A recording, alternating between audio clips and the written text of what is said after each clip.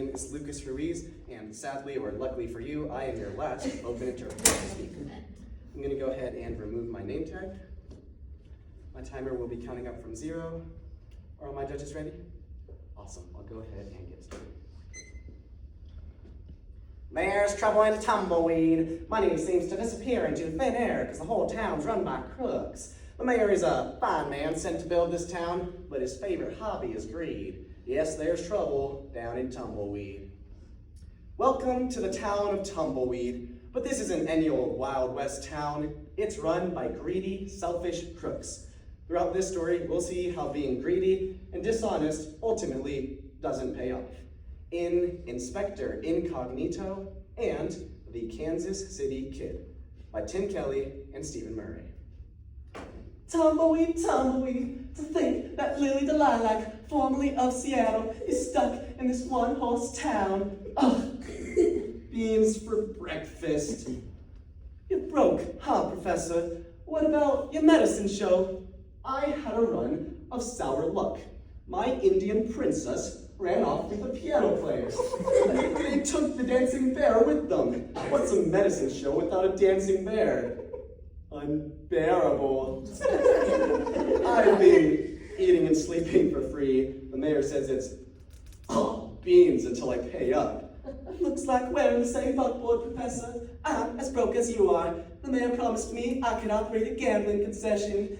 That was 5 months ago. Each month, he charges me a fee for considering my request. Mayor Oates likes money. So do I. Me too. Where are the others, Sheriff? It's Mayor Oates and the sheriff. I had better make myself scarce. What is so special about that letter? It's from Boston. 7 years ago, I was hired by John Prescott of Boston, Massachusetts, to establish a town here in the Arizona desert. I was to hire the best people available. And you did. I didn't hire the best people available. I hired you. I hired my relatives. On every stage, there's been money John Prescott has been sending to help develop the town. He doesn't know it's been squandered on your salaries and upkeep and incompetence. Our salaries aren't all that much after you take a kickback. Listen, I want to let you know that John Prescott is sending an inspector your way. He has instructions to investigate the progress of the town. What progress? He should be there any day now, unless he's already in Tumbleweed Incognito. I believe he's actually an operative from the Pinkerton Detective Agency. Wait, I know who he is. Who's been hanging around town for the last few weeks? Of course, the professor. I was going to have him arrested. We must make a good impression on the fellow. He must be found. Sheriff, if you see that prospector on the street, I'll forbid you to speak with him. You mean Luther? Luther, yes. He's a worthless rogue, a penniless drifter. Professor, I need to talk to you. I'm listening. Listen good. It's just like I figured. Everyone who works for this town is a crook.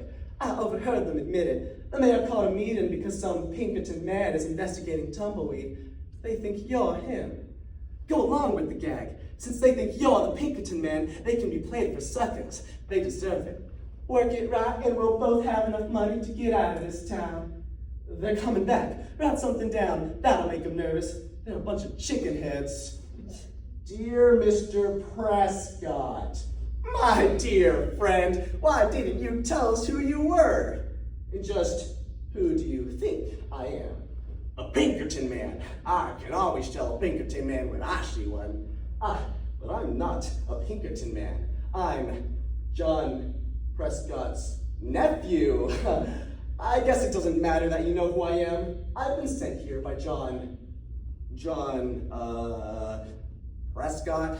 Prescott, yes.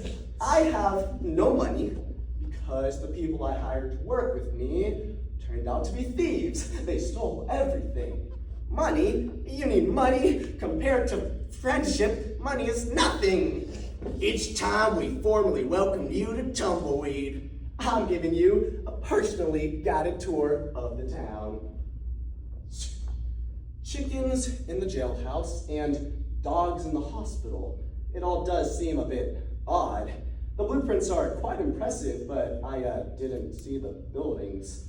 My uncle has been sending you money for several years now. We've lost much of the money sent on by your dear uncle, but not through mismanagement and that sort of thing. Then how did you lose it?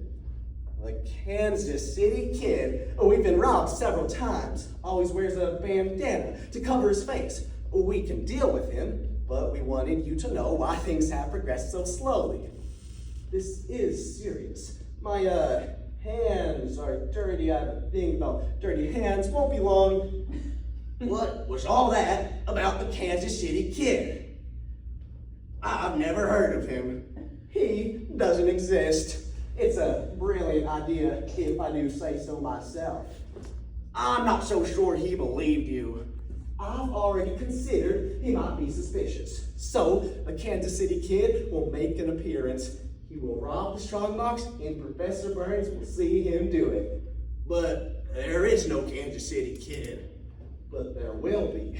We will draw straws. Not bad. Not bad at all. No small change if you don't mind. Folding money only. Lily, you have no idea. They can't wait to bribe me. Another day or two and we'll be rich. We must have pushed our luck. We'll be on the stage when it pulls out. I'll pack. I'll tell the mayor I have to investigate some other towns. Mayor, I've been meaning to talk to you. I'll be leaving Tumbleweed soon. Leaving? Oh, that is hard news. Ah, I have to investigate some other towns and reach for the sky. It's the Oklahoma Kid.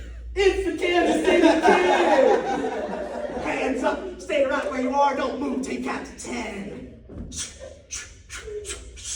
1, 2, 3, 4, 5, 6, 7, 8, 9, 10. Professor, are you all right? I wish I could stay and discuss this bandit, but I'm afraid there's no time. I believe Miss Delilah is leaving. Good riddance.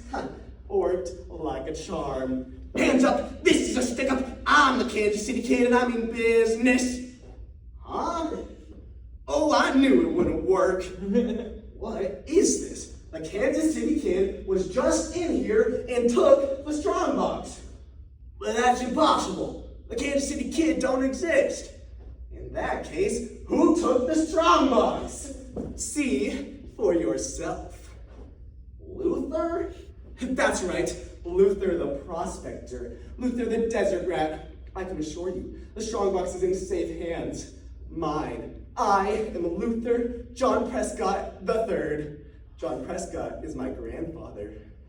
John Prescott sent his grandson and his nephew? Oh, the professor is no relationship of mine. But he's working for your grandfather. Incognito.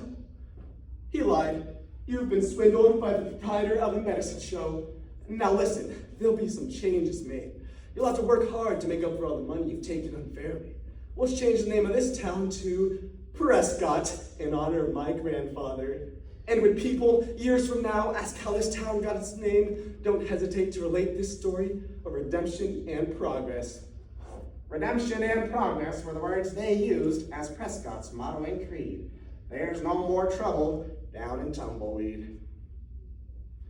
Proverbs 19:1 says, quote, "Better is the poor man who walks in his integrity than a rich man who is twisted in his speech and is a short-sighted fool," end quote. The mayor and the sheriff lied to keep their riches. Don't be like them. In fact, don't be like Lily and the professor either. Matthew 6 tells us to store treasures not in earth, but in heaven. All of these characters were short-sighted fools. But unlike them, we know it would be better to be poor and honest than to be a greedy liar. Thank you.